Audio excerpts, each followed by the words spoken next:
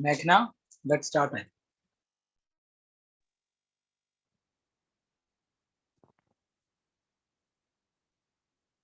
Hello, good evening, everyone. A hearty welcome to the first public lecture organized by Cultural Studies Research Forum 2023.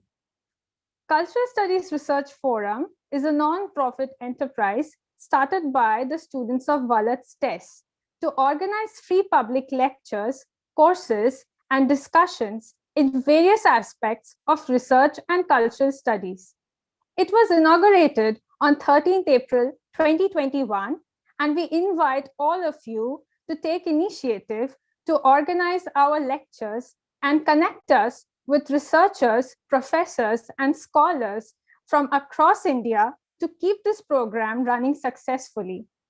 This is our forum, and we each must take initiative to initiate meaningful discussions and deliberations.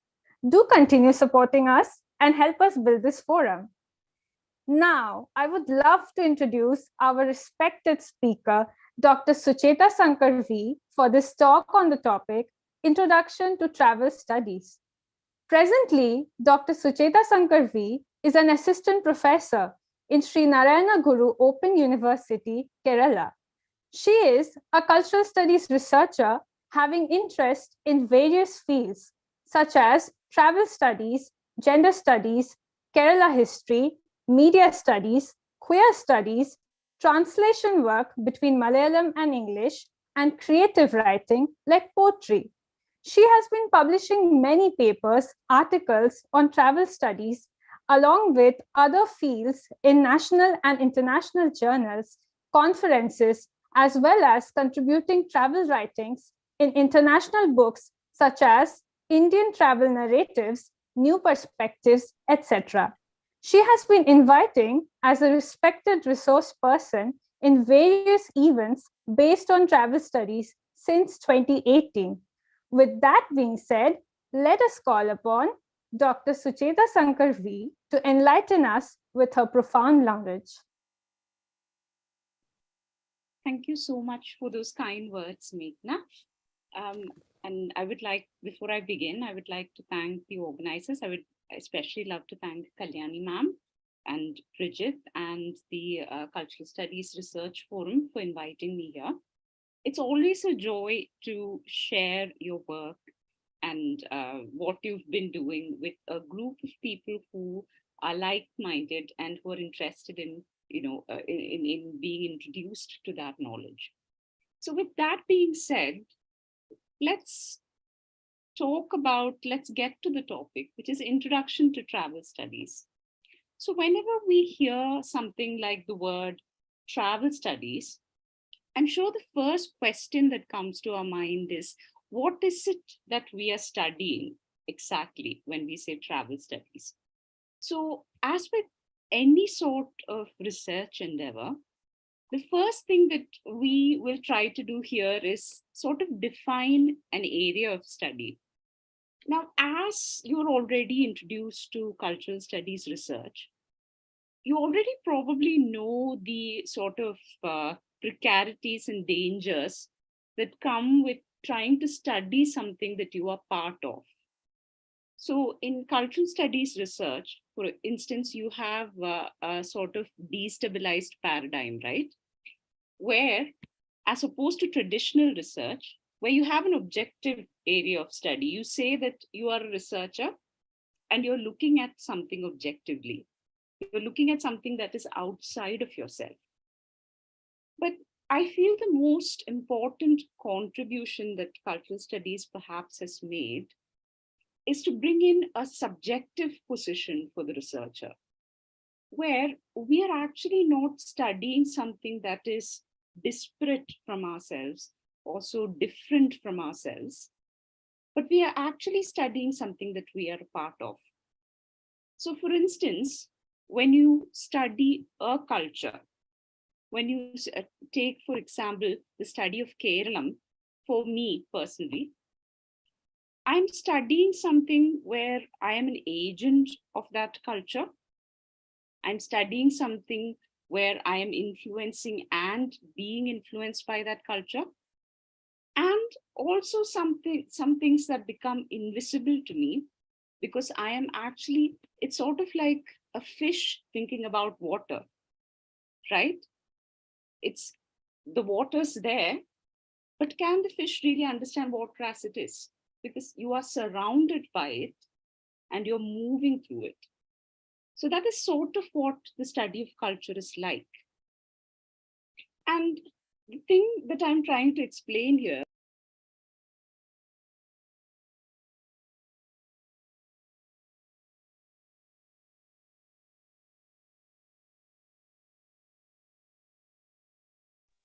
Ma'am, please unmute yourself. am I Yeah. audible now? Yes, ma'am. You So, are. Thank you. so what I was trying to explain here is that studying travel is a little bit like that. Because I doubt that there is anyone who's sitting here who's not familiar with travel, at least in its most rudimentary form. But when we study it, what we're doing is we're looking at the very way in which we as practitioners of travel and as entities who are affected by travel in different ways, how are we exercising power and how is power being acted on us? Now, to really give you a sense of this, I can ask a simple question right now. How many of you sitting here have to get back home by 4:30? How many of you have been warned, don't stay out after it gets dark? How many of you have been told? Sure, I am. Yes, so that's already one person. How many of you have been told, don't travel? Yes, ma'am. No, Yes, ma'am. We have been told that very often. right? And that is the way that a certain aspect of travel works. Of course, it's only a very mundane, very, a rudimentary part of it. But we can see that something that we take for granted, something that we see all around us, it has certain implications. Now, to get to the sort of history of it, studying travel has travel itself has only very recently emerged as a theme in the humanities and social sciences. Earlier, there was this sense that travel was not a literary form at all.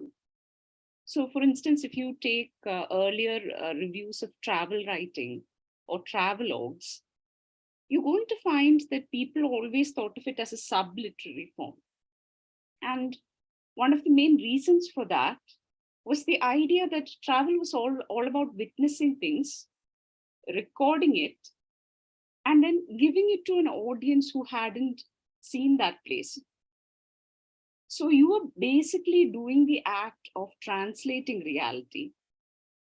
You're doing the fact of witnessing something around you and putting it down. So it was considered a basic act of documentation alone and nothing more.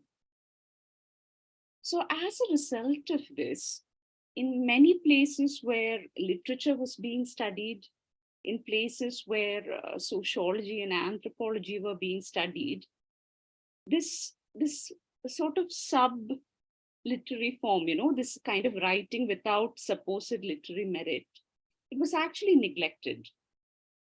It was only very recently in the 60s and maybe even in 60s, it was not studied as critically as it should have been.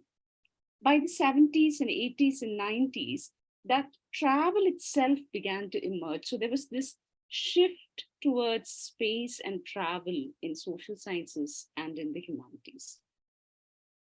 And this is where suddenly there came to a point of conflict. Because travel studies is, I would call it a non-subject. Because it has always resisted disciplinary inquiries. As someone who studied travel writing in an English department, I can tell you right now, travel does not draw from literary theory alone. It does not draw from textual analysis alone. Travel draws from anthropology. It draws from sociology. You're going to find different kinds of studies coming into it. So essentially, it kind of travel writing and travel studies is something that forced academia to re-envision the boundaries of disciplines. So when you're doing travel studies, you cannot say, so this is where my discipline begins and this is where it ends. So the rest of travel studies, I'm going to leave to another department to do. So it doesn't work like that. It actually cannot be neatly named or defined. Yes, as Mansi is pointing out, that there's no black and white. But the next problem that arose when we were trying to, categorize everything that has to be studied, we have this feeling of categorizing it, right? You need to classify it, categorize it, label it. But the problem is with travel is that it actually aligns with different genres. So on one hand, it's autobiographical. On the other hand, it might be talking about history, so it's a history lesson. On the third hand, it could be a sort of, it might be a geographical description. It has fictive elements. It has elements of non-fiction and fiction. So there was no single label or single style or non-literary or literary category that could actually hold travel writing. This meant that when traditional academia tried to deal with it, it brought up a lot of issues of classification. And thirdly, whenever we talk about theory, we talk about, applying a theoretical approach. There is not a single theoretical approach that can actually explain or account for any single travel text. Because travel itself and our idea of it is constantly changing. This meant that to study travel, there came this call for a very flexible framework. The theory had to be rigid, but the framework had to be flexible. For example, how do you look at someone walking through a city and someone riding on a tourist bus? Both are essentially travel, but both required its own flexibility and creativity of theoretical imagination. So as a result, when we talk about travel studies, we are talking about a sort of an umbrella term where scholars from very diverse academic backgrounds and non-academic backgrounds have looked at travel and tried to sort of reflect on it, try to offer perspectives. So that being said, what is travel? So if you open your Merriam-Webster, you're going to find this very simple definition. I'm going to quote here: to go on, or as if on a trip or tour, to move or undergo transmission from one place to another. So travel essentially suggests like a simplicity of moving, right? You go from one place to another. But think about this simplicity. When travel in our contemporary sense, when we travel, what do? We choose a destination, right? We think about what this place, are there things that we shouldn't do in this place? Are there things that we should follow? So norms and taboos. Are there, how do we travel? Are we taking the train, the bus? Are we booking a car, right? How long are we staying? And while we're staying there, what do? So there's an itinerary. When we encounter new things, How do we deal with it? Are these things desirable or not? And then we make a whole plan to return. So this simple act of moving from one place to another actually comes with this set of prescriptions and rules. It comes with its own sets of taboo. It comes with a set of sort of, shall I say, a kind of framework through which we understand that we are traveling. So this is what we're doing. Now, how did we get here? How did this particular practice come to mean travel? How did this particular set of actions that we do, how did it come to signify that we are traveling? If you look at the history of it, and I'm talking about the very ancient history of it, there is one thing that actually differentiates travel, right? So think about movement. So when we think about movement, what do we have? What are we talking about? We're talking essentially about a change from one place to another. It could be a change of posture, it could be a change of position, right? Is travel movement? Would you say it's a movement? A certain kind of. A certain kind of. So we could say that travel constitutes movement. Do all movements constitute travel? No. Why is that? What is the difference there? How do we differentiate between these two? Because if you look at the dictionary, both these things are roughly the same. You're moving from one place to another. Or, so how do we see the difference between these two things? The difference is, whenever we talk of travel, especially in our current cultural setting, in our contemporary settings, we are talking of a deliberate and creative process. We're not talking of, for example, if you fall down, that's also movement, right? But that is not what we are talking about when we talk about travel. What we're looking at is actually a binary opposition of sorts. Right, Neetu is saying something. She says we're talking, yeah, in terms of physical activity. That's right. But travel is deliberate and creative. And this is where we come to one of those interesting paradoxes of civilization. Some of the earliest inventions in civilization have been connected to movement. We're talking about the prehistoric wheel, right? We're talking about things like the contemporary bullet train. All of these things, milestones in civilization, have to do with movement. But civilization itself, society and social living, is actually organized around the principle of settling down. Right? The earliest forms of societal living came from settling down, not from moving.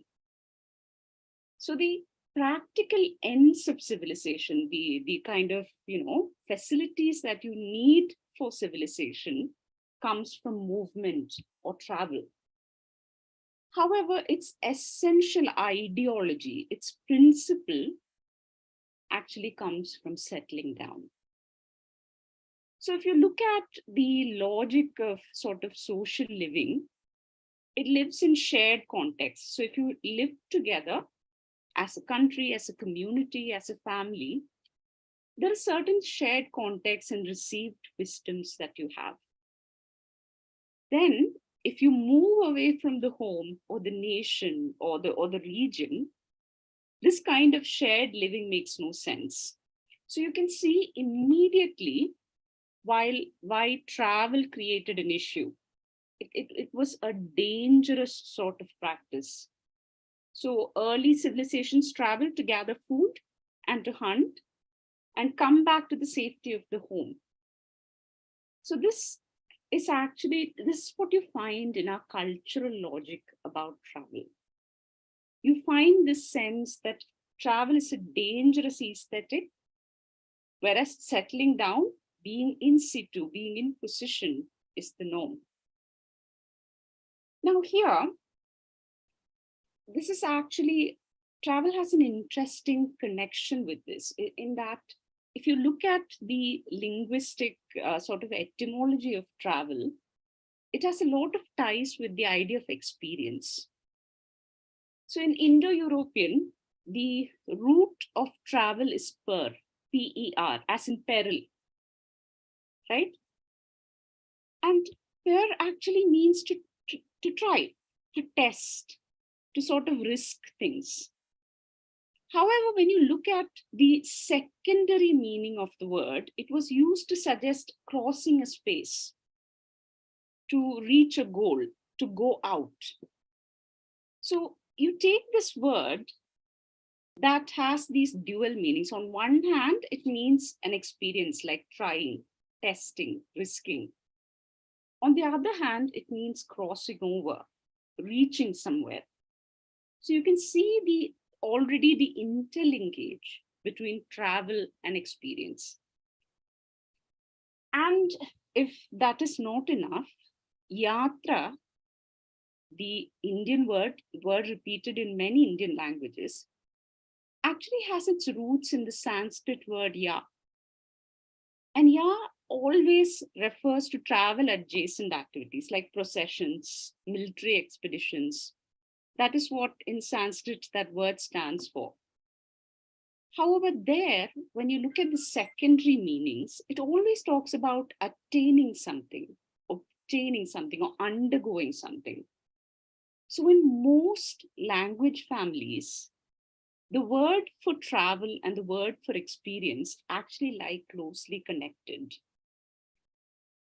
And this is because if you look at travel as a whole, it's linked to an experience of life. A good example of that is the fact that if you take any life condition, anything that we can't properly explain, like say death, we call it the final voyage. Or you look at life itself, you say it's the journey of life, right? Or you're talking about memory, you say a trip down memory lane. Because there are things that you experience that you can't quite find a word for. It feels like a travel because they are so closely related to each other. So then the important question is, what does it mean to experience travel? If travel is already so deeply interconnected with human experience, what does the experience of travel do? And if any ancient epic will give you the answer to that, I'll just give you a short example from the Epic of Gilgamesh, which is one of the earliest known pieces of literature, but also one of the earliest known travel works, very interestingly. In it, the protagonist actually travels to different places and comes back. And this is how he is described at the end of his travel. This was the man to whom all things are known. This was the king who knew the countries of the world. He was wise, he saw mysteries, and knew secret things. He brought us a tale of the days before the flood. So essentially, travel has done something to him. What has it done to him? It has changed who he is. It has transformed him. And that is where this link between travel and experience lies, because travel is transformative, or in our cultural understanding, that is what travel does. Whether we want travel to transform us or not is a completely different question, right? So go to the Mahabharata, the Ramayana, the Odyssey, Jason and the Argonauts, any ancient epic. And travel actually distinguishes the brave and the heroic from the rest, right?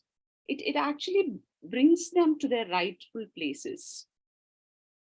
But interestingly, not through, how does that self-discovery come about? For us, right, when we talk about travel transforming us, we're talking about a long vacation to the beach. We're talking about, going there, relaxing, and through that relaxation, right, reading some philosophy, discovering ourselves. But how do the epics come to this discovery, the travel in the epics? It's through suffering. Travel was not a fun activity, right, where you pack up and you go. Travel was the sort of activity where it's never the individual who chooses the travel, but it is divinely ordained. Right? Travel is forced, or travel is destiny rather than travel being. So in any of these texts, it's the will of the gods that you travel, and the outcome of the travel is also the will of the gods. So this idea of the individual discovering themselves is divinely ordained. This brings us to this very word travel. So earlier we looked at the sort of Indo-European connections and the Sanskrit connections, but what about this English word travel? It comes from the Latin word tripaliere, which means to torture. So they are literally talking about a torturous experience that transforms you. It's from this word, interestingly, that a new word emerged in the French from the Latin, and that word was travail. Anybody who has studied French here would know that travail means to work. So from torture to work. So now we are seeing a sort of an evolution, right? And from here, it's actually, when we talk about travel in the ancient ages and the Middle Ages, we're talking about a body that is going through different kinds of labors, penance, and suffering to sort of come out of it transformed. But by the time you get to what we mean by travel, that idea is completely changed, right? We're no longer talking about travel in the same sense. And why is that? So here, let's look at 4 things that are integral to travel, that is never the same throughout, but it's sort of like a common thread running through different genres and across centuries. The first of these is self-identity. So when we say self-identity, let's not get into the very theoretical sort of terms of it, but essentially it's the awareness of oneself, right? And the perception of a self as an individual that is both continuous and discontinuous from units like the family or the community or the race, nation, etc.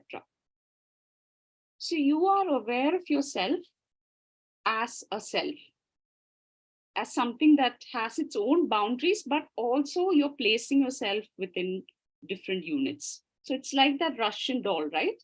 You open one and there's something else inside. Now, it's very interesting because throughout history, space and identity have been very interconnected. So if you look at ancient cities, you're going to find sort of a kind of an arrangement where certain classes or certain sections of the society would be in one place, and then a different sort of groupings of people around that. And what you occupied, or the space you occupy, sort of determined identity. And that's just in the physical sense, but even otherwise.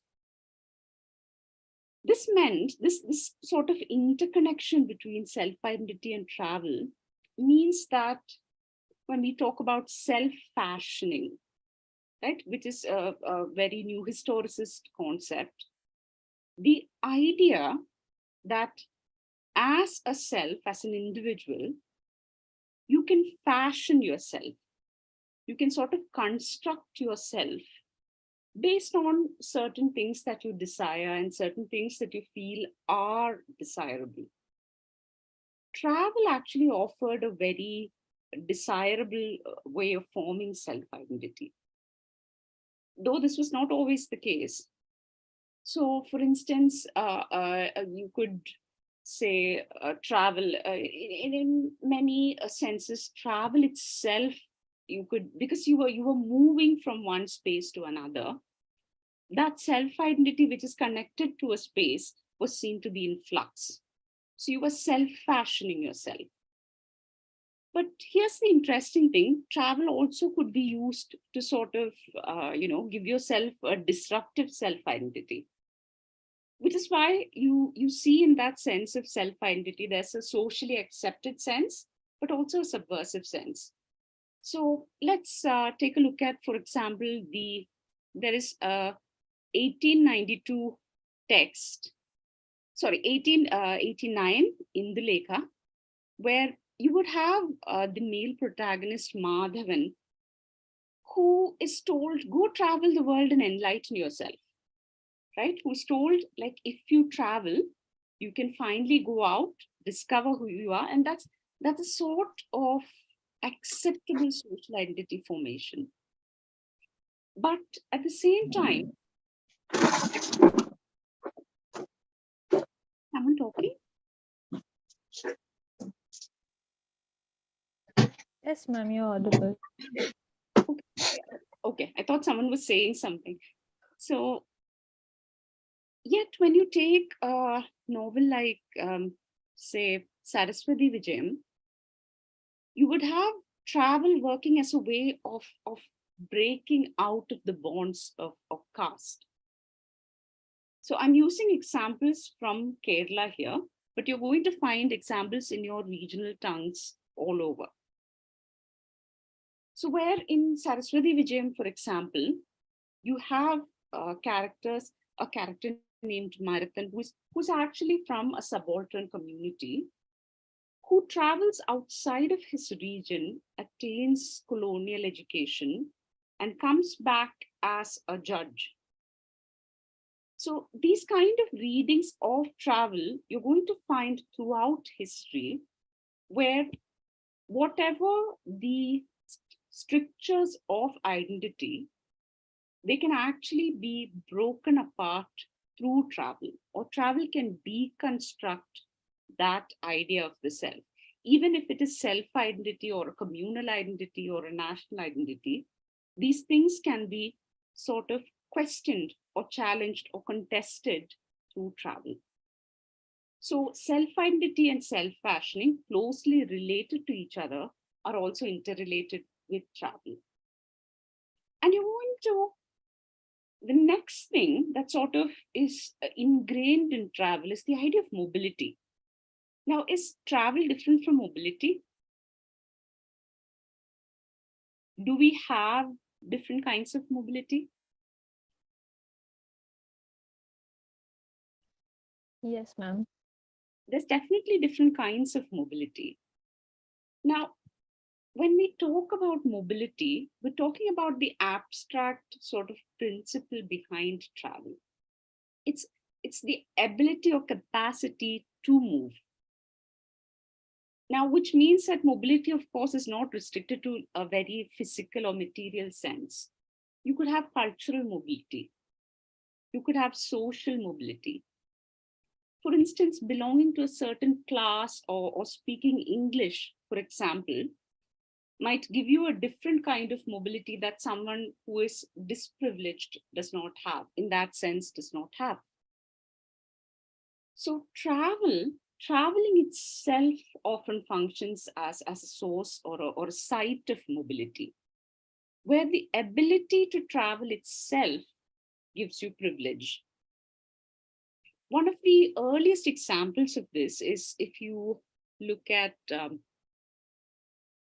say, serfs or slaves, or even if you look at earlier erstwhile Malayalam speaking lands, there was a matrix of caste in which subaltern communities did not have this mobility. They could not physically travel. They did not have the freedom to travel as and when they pleased. So that question really of who is able to exercise mobility is deeply connected with travel, because it in a very material sense determines who is able to travel. So if, for instance, you as a woman, you have certain inhibitions, or there are cultural sanctions about, you occupying a public space, that actually makes your travel, that actually disprivileges your travel, right? Or say as a queer individual, right? The access to marriage rights, for instance, that inhibits your mobility in a certain way. So travel itself it has these, sort of contestations and sympathies with mobility. For instance, if you talk about taking a Himalayan trip on your bullet, you have to have the financial capital to own and maintain a vehicle. So in many ways, the many different mobilities of travel are actually sort of interconnected with these different privileges and different, shall we say, social privileges that you have. So it's not only that self-identity and self-fashioning are interconnected to travel. The way in which these work are interconnected to the sense of mobility and the privilege of mobility that one has. Now we come to the fourth sort of concept that is interrelated to this, which is the idea of liminality. Now, being liminal is actually the condition of being in between. So when you travel, you're en route, you're always on the way. So when this happens, you might say that this is where it's sort of like an identity being in flux. So this condition of liminality, you're going to find throughout travel, where there is no stable point of identification. And since, remember, you're already disconnected, you're deterritorialized in a sense when you are traveling. So this is deeply interconnected with the sense of self-identity and so on. This idea that you're always in between, you're always fluctuating, you're always on the way to becoming. Now, this is, if you look at the theorizations by Clifford James, for example, he's an anthropologist, but he said that there is always this binary between roots, R-O-T-T-S, and roots, R-O-U-T-E-S, where you're kind of constantly moving between these identities. You're always, so you have roots, but you're constantly, working around them. And there is no point at which you can say, okay, I've now finally reached this destination that my identity wants to reach, or this is the final point at which I come to rest. And these four ideas of self-identity, self-fashioning, mobility, and liminality are actually closely connected to the evolution of travel. So if you look at how travel evolved over the centuries, you're going to find different sort of permutations and combinations of these things appearing again and again in vastly different ways. So how do we look at something that's constantly changing? Not just changing on, from form or genre, but actually changing in its very nature. Because as we saw earlier, we saw that travel, in the ancient period means torture. You're literally, being tortured through travel by having to move away from the safety of your home. So how do we look at a practice that meant that to today it's being related to sophistication, It means modernity. It's a luxury, right? It's a means of escaping your routine. In other words, it's almost the exact opposite, if we can talk about it in that sense, of this idea of torture. If somebody invited you to go travel with them, you would go immediately. You wouldn't think, oh, okay, I'm going to be tortured, right? So how did we get here? So this is where, when we look at travel as a practice, as something, an action, or a sort of performance, we see how it has changed over the years. So one of the important changes that came over the years is the idea of the pilgrimage. It's very interesting if you think about it, because religious establishments in the early 12th and 13th centuries staunchly opposed pilgrimage at first. They were absolutely against it because, one, it destroys the idea that of the omnipotence and the omniscience of a divine power. If you have to go to one particular place to pray to a power, then you're sort of saying that it's nowhere else.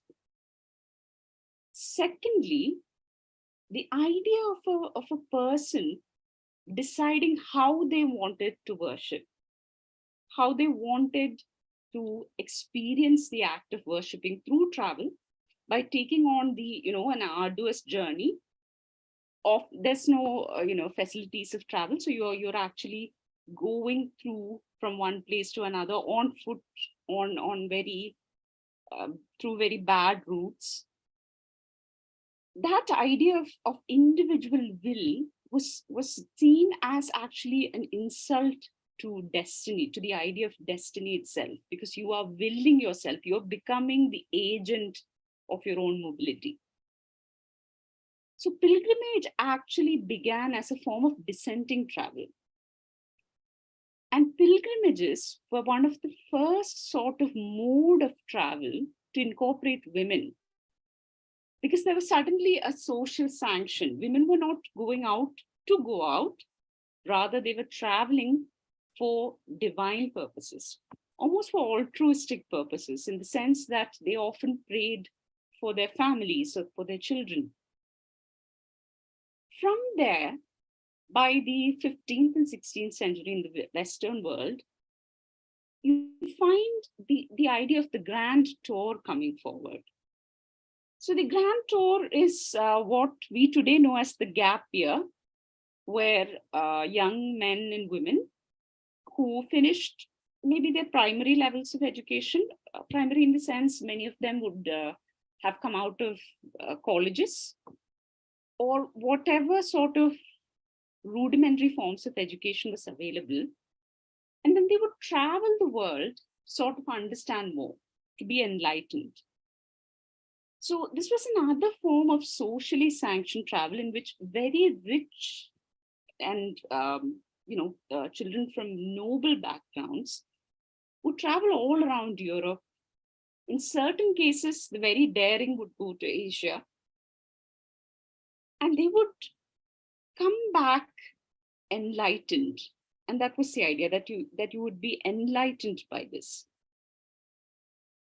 So suddenly, from being an individual choice still connected to the idea of divinity, travel became this idea of education. It was an edifying process. It was a process through which you would learn about the world. Even here, we have to notice that it's not exactly the idea of the individual that comes through, but rather the idea that it was somehow for the overall good. So this person would come back as someone who is enlightened, someone who would do good for the society. As women, they would come back as good mothers and wives. As men, they would come back as good administrators and citizens. So this was the idea. From here on, you see these different kinds of explorations going out. You have your Magellan, your Vasco da Gama, and many others going out where travel was not the sense of contribution to society, but rather this contribution to the sense of the nation. So here you see with the formation of nation states, with the coming formation of the nation states, and with political sort of, underpinnings, we would have these voyages where people would go out, and the voyages itself are stamped with national identity. They're about colonialism. They're about having more land. They're about national prestige. So suddenly travel from being this very dangerous thing becomes something that can be harnessed for the good of the nation, the supposed good of the nation, and the good of the land and the good of the people, right? So there are these socially acceptable forms, sanctioned forms of travel now. And this happens over a long period. I'm not talking about a couple of years apart, but over the centuries. So much so that by the time you get to the late 18th and 19th and early 20th century, you have mass tourism. You have people who suddenly have what we call leisure time, right? Time that needs to be spent somehow, that is not occupied by work or prayer, right? No life sustaining activity, but it needs to be filled somehow. And this refers to a very specific class of people. And one way that they choose to fill this time is through travel.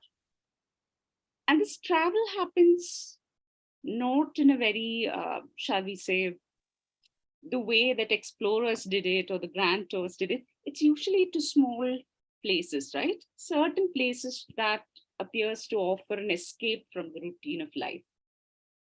It's in this context that we need to look at amusement parks and tourist attractions and the canal rides and so on. Of course, in this sense, travel slowly builds up to be something that takes us away from this daily identity that we have, right? This sense of having a sort of everyday identity and then a different identity when you're traveling. This, I'm sure you understand where I'm coming to. I'm getting to the era of hashtag wanderlust. So it's from this very sort of dangerous idea of travel that we have now come to this idea of travel being something that, where has it come? It has come to a place where it is all about the individual, right? It's come to a place where it's all about the individual self-discovery, the individual being immersed in travel, but also the individual being able to experience travel and present that experience, right? You don't become, like you don't hashtag wanderlust for yourself. It becomes something that is at once an individual and collective experience. Something that, again, is all about authenticity and so on. This means that travel has always functioned across the centuries on a social script. So there's been a script to travel. And over the years, it has always followed this social script. Which is why today, when we talk about travel, we don't confuse it for a diaspora. We don't confuse travel for displacement. We don't confuse travel for exile. We are talking about a very specific act that sort of sets, that is based on one, individual will, two, it's desirable, three, it is based on the consumption of certain capitalist structures, certain, certain goods, right? It has a very, it's always had a capitalist angle to it, but now it's become very obvious. We can see that structure there. So within this, For instance, a British travel philosopher, Paul Fussell, has talked about the tourist, traveler, and explorer paradigm, where we think of the tourist as going to very safe places, the explorer as going to very dangerous places, and the traveler as traveling for the sake of traveling. So we see this coming throughout the centuries in this form. But this is where, Bridget, how much time do I have left?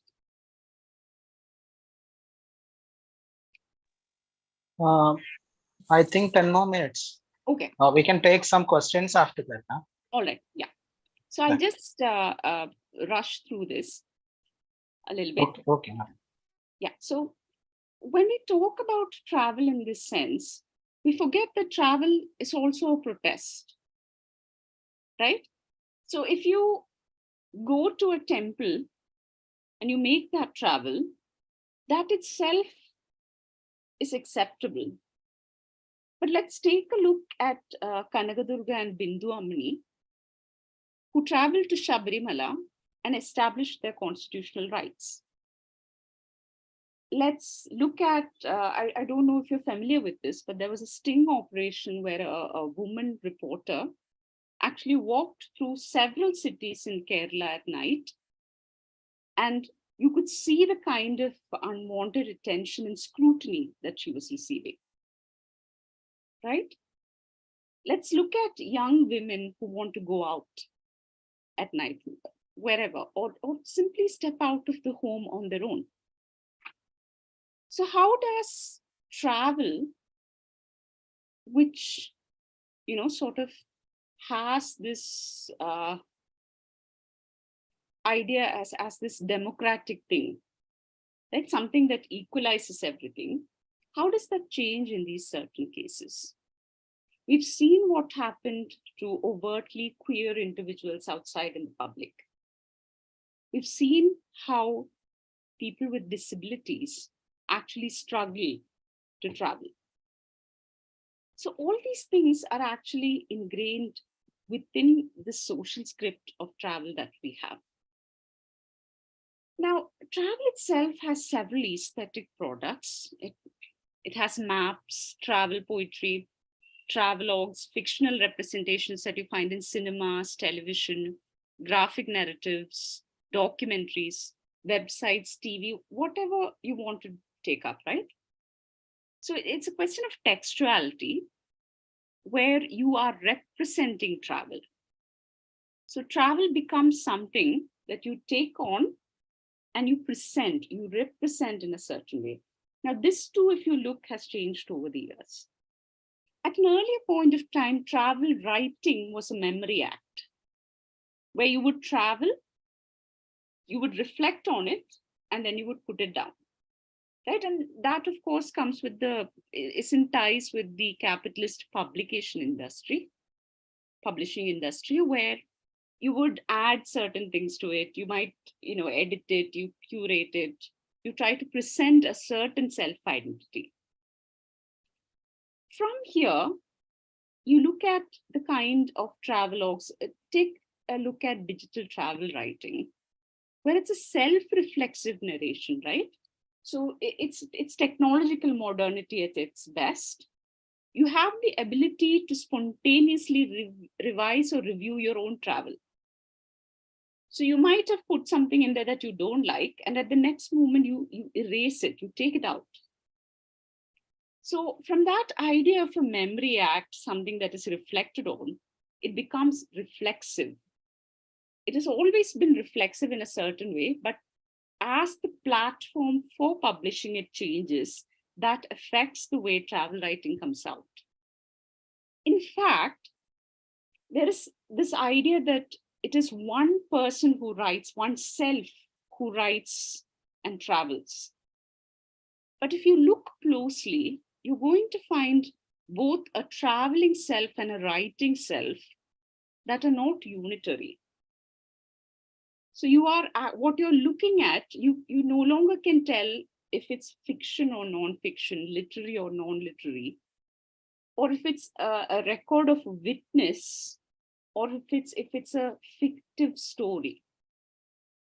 So the idea that travel represents authenticity needs to be revisited.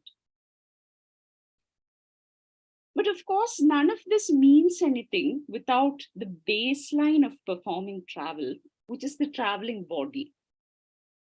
Now, we know that travel is performative in the sense of performativity, where a certain speech enacts or produces that which it names. For instance, when in Western marriages, when you say, I do, you are thereby married. So I do is a performative speech act, where just by uttering it or performing that speech act, whatever it represents is done. So travel is a little bit like that. You incorporate the reality that you're building by enacting it through your body.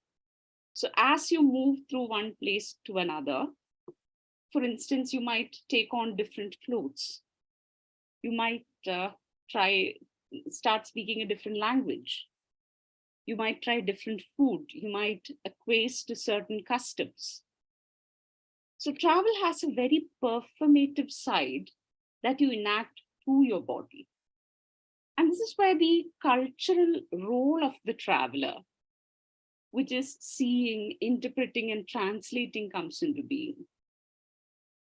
So as a traveler, you are sort of shaping yourself and your body to actually make that travel a reality, or you're creating a travel world where through which your experience of travel, you're making sense of your experience of travel, but you're also using it to explain or to convey what travel means. So that is what you find within travel writing, a world that you as a traveler have created and through which you see, interpret, and translate both, the geography, and that is at the crux of travel studies, I think. The idea that travel is not a monolithic thing, that it's something that incorporates a wide range of power structures and a wide range of actors and agents and a wide range of ideologies. Since this was such a vast topic, I've just tried to run through some of the basics of it, and I hope I've sort of given a sense of where it leads. But thanks a lot. I think we can take the questions now.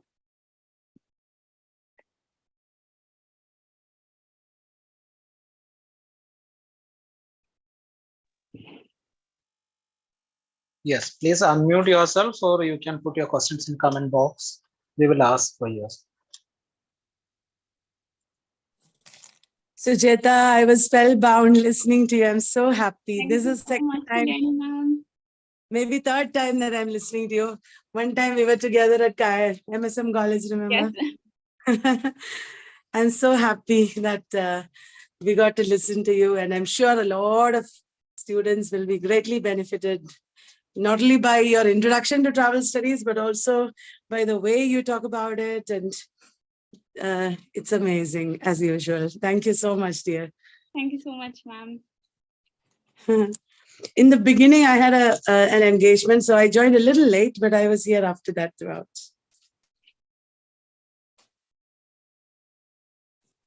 Any questions, anybody?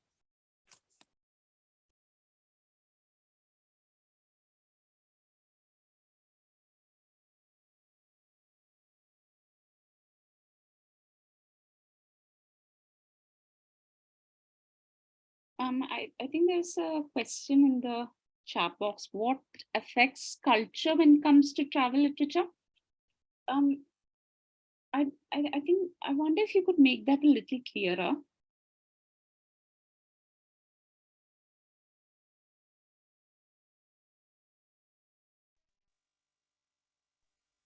If you want, you can unmute yourself and ask question.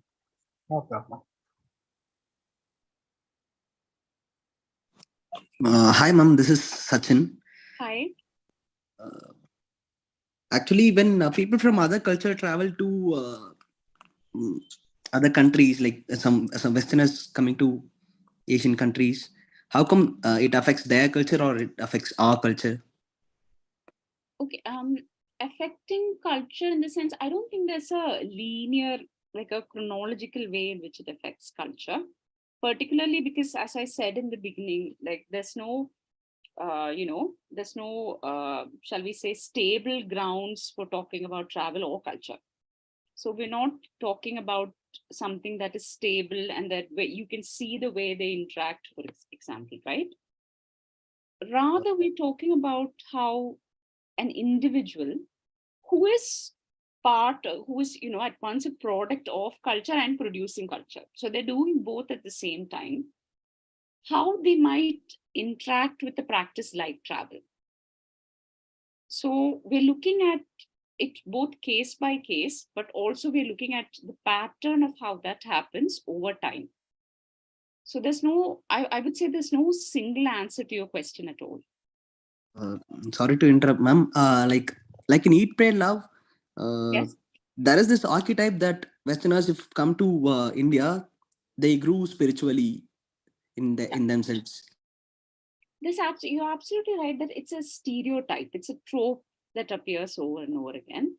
And you might be interested in this theory of reorientalism, where you are, in a sense, sort of reinvesting or sort of adding those earlier colonialist tropes of Orientalism and spiritualism back into the global South, or particularly to Asia, right? So that is exactly as I pointed out, it's a representation of the way travel works. And in some cases, it's a desirable representation, because if you take spiritual tourism, it's something that adds to that capitalist industry. So in that sense, representation and cultural representation works together. That is where I would say it, but I don't know if there's a singular answer to that.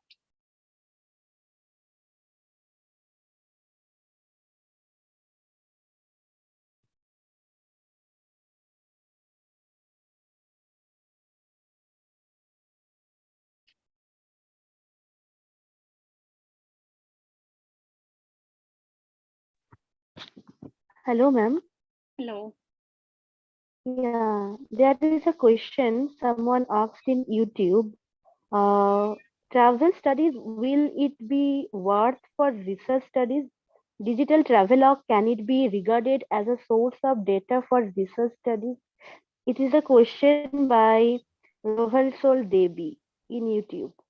In business studies, I'm not particularly familiar with the methodologies of it, but there are, I think there's a lot of study of how travelogues, help tourism in hospitality and tourism management. There's plenty of, but those are very qualitative, quantitative sort of studies. Um, I don't know if the kind of studies that we do in humanities and social sciences would have a very utilitarian point like business studies would have. But Sucheta, travel studies and business studies are both about the meeting and confluence of cultures. So maybe it is worthwhile to look at, both in one in conjunction with the other. I am fascinated by the relationship, especially being a Sure. businesswoman. I mean, there is certainly, if you look at, ideological relations and so on, or even if you're looking at the way in which tourism molds itself around travel, there are going to be strong interconnections.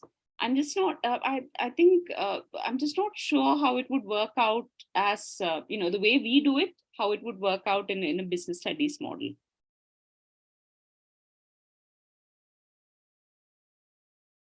There are a few questions in the chat box. Starting point for in travel studies in India, Kerala, I think there's a lot of research to be done on travel movies and the way they work.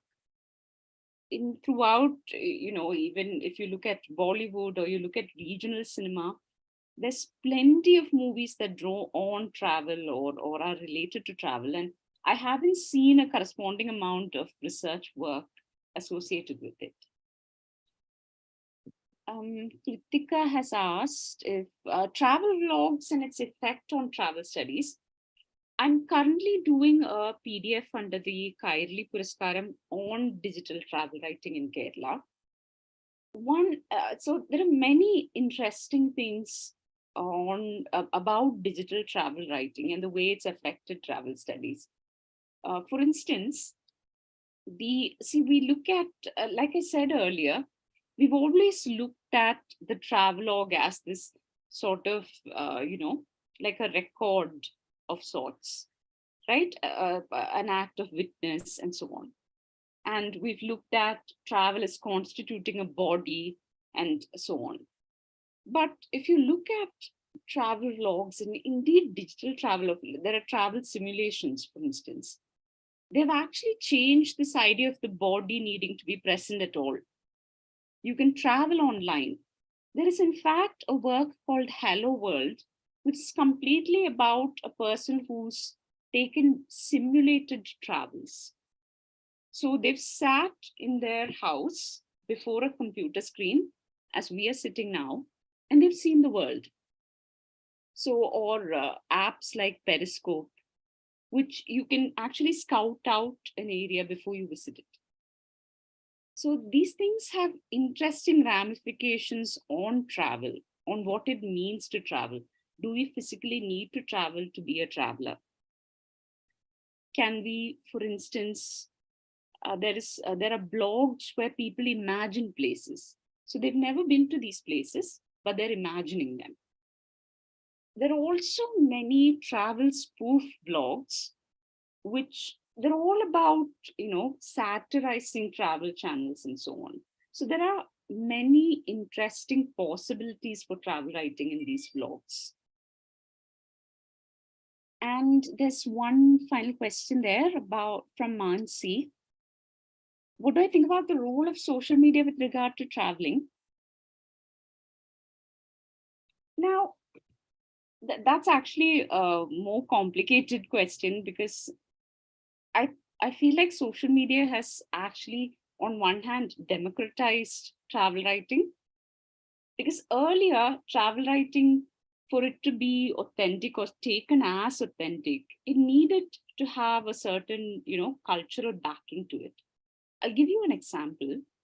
So there is I think in 1936, a freedom fighter named K. Kalyanikutti Amma. Now, K. Kalyanikutti Amma actually wrote a travelogue called Nyan Kanda Europe, or The Europe I Saw. Now, it's an amazing book. It's full of political education. She's a very opinionated, politically, aware woman, and she travels through Europe. Now, a Malayali public figure called Sanjayan actually said the book needs to be called Europe Kandanyan, I Who Saw Europe, because he objected to a woman actually, presenting herself in the public through the book. Presenting her opinions, witnessing the world and so on. But actually, the Europe I Saw is also available in English, translated by the author herself. Now, this book is actually quite interesting in that, at the same time, if you take social media now, if you have the platform to publish, if you have an Instagram account, if you have Facebook, you can sort of, you can bypass these sort of channels and you can get your travel out. You can express yourself. But at the same time, the way in which it has created a sort of, like you said, an industry of travel, which is actually molded around a very capitalist model, right? You for instance, if you are familiar with the works of Anjali Thomas and many other travel writers, digital travel writers, they're often sponsored by, say, tourism industries or by hotels and resorts to come stay at a place and then write about it. So, which means that there is a way in which I'm not saying that that is a demerit or a merit. I'm saying that you can find interesting sort of structures at work. You can find interesting sort of, powers at work when you take on the digital sphere.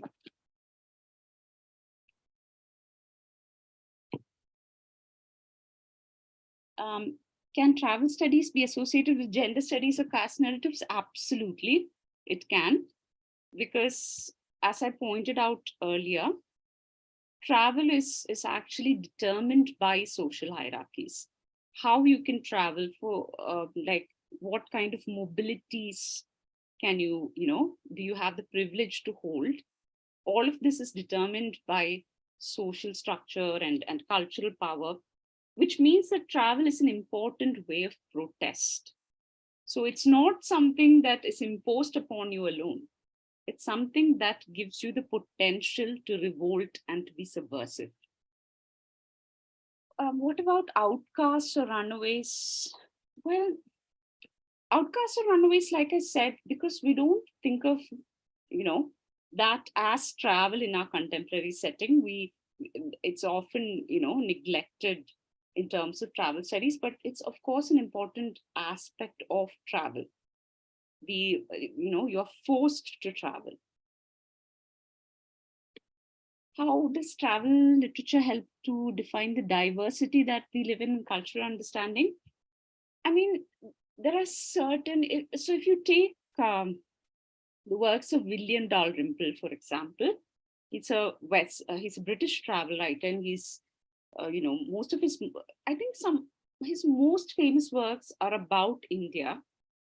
You're going to find that travel is sort of interwoven in there. You're going to find, on one hand, that this diversity and cultural understanding is present there. He sort of, it becomes a trope. But at the same time, you're going to find conflicts in that being presented that way.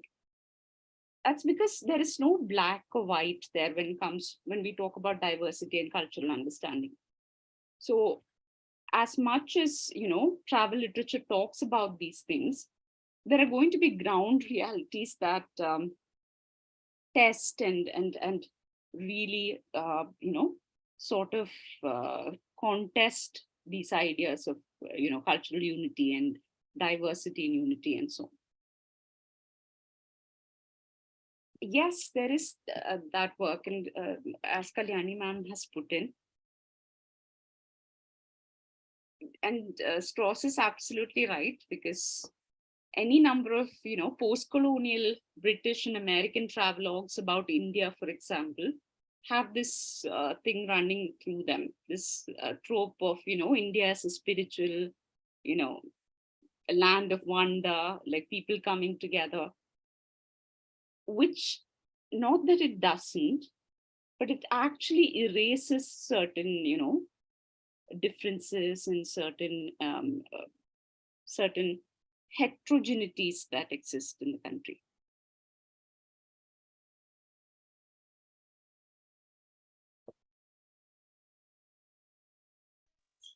I think we can take one more question.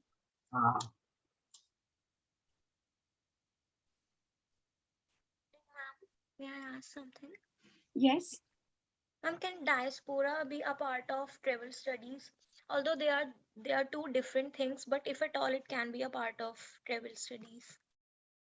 They are different, and like I pointed out, there are certain principles that are the same, but it's these fields are often very porous, so you're going to find different things that interlink them and bring them together. But at the same time, you're going to find that theoretical framework that you have for travel studies might not be enough for a diaspora studies. if you want to study a certain diaspora. You might not be able to do it justice through that framework. So it's always about understanding and defining that area of study, not in the sense of defining it and labeling it, but understanding what are the different things that go into play there. So if there are elements of travel studies or of travel that comes through in diaspora, you can always see how that plays into the idea of the diaspora, how it changes its nature, how does it enrich the idea of the diaspora, how does it contest or challenge certain ideas with it. So it's always in these conflicts that you're going to find the best research. All right, thank you, ma'am. Okay. Sujata, Okay, there is Ashwati. Yeah. asked by Jess. What do you have to say about Exodus? Exodus, in the sense of not the biblical Exodus, right? Or just Exodus? Exodus, actually.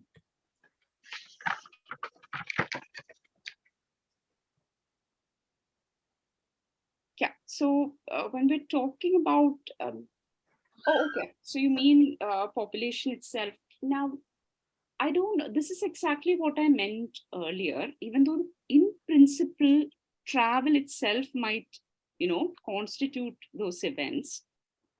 We cannot, if you look at the history of it and if you look at the cultural ramifications, you cannot quite bring them under the umbrella of travel studies or to talk about travel in as we talk about it in our contemporary settings. So I think it's very important that we understand that when we talk about travel studies, we are talking about something with a specific history and a specific sort of context, but we're not talking about it being a catch-all. Doesn't mean that it applies to everything that moves. Rather, we need to be very cautious about the sort of practice and its context and its history, and what sort of power structure is at work, what sort of ideologies and hierarchies are at play there, and how do they interact, how does the history of that or how its narratives evolve, and all of those things need to come together. So it's not inclusive or exclusive of travel studies, but rather you find something that you can borrow from travel studies into it, something that makes sense in that context, then it becomes useful there.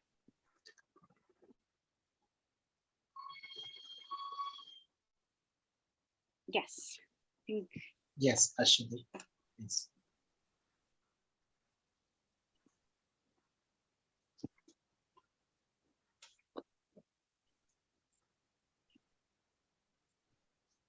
So, happy evening, everyone. I I feel extremely blessed to be part of this informative talk. And on behalf of the Cultural Studies Research Forum, I would like to extend my heartfelt gratitude to our esteemed guest daughter, Sujeda Shankar. Honestly, a lot of thanks to you, ma'am, for enlightening us with your profound knowledge in the field of travel studies. And your talk was equally engaging, and it was essentially reflective. And it was a great pleasure listening to you throughout the session and your deliberations on the various nuances and aspects of travel and travel studies. And we really look forward to have more sessions with you, ma'am, in future. Thank you, ma'am. And now I would like to thank our inspiration, our strength, and our guiding spirit, Dr. Kalyani Valat, the patron saint of Valat chess. Thank you, ma'am, and without you, this wouldn't have materialized. Now, I would also like to thank the entire team of Cultural Studies Research Forum and the whole team CHESS for organizing such an engaging and interesting talk. Now, I would like to thank all the dear participants for making this event even more memorable. Thank you everyone for sparing your valuable time. And there is a special thanks to those pertinent and thought-provoking questions. Now it's time to wrap up today's session. Have a wonderful evening. Thank you, everyone. Take care, keep learning, and remember the motto of test, the best is yet to be. Thank you. Good night. So, thank you, everyone. It was wonderful to be a part of the session, and thank you for the questions. Thank you. Thank you, Sucheta. Thank you See so you. much, ma'am. Thank you so much, Thank you, ma'am. Sujata. Thank you, Koyal, Prijit, Ashwati, every one of you. Thank you so much. This was amazing. Thank you so much, Thank you, ma'am. Anima, for the opportunity. Thank you, ma'am. Bye, Bridget. And Thank you, ma'am. Bye bye. See you. Bye, ma'am.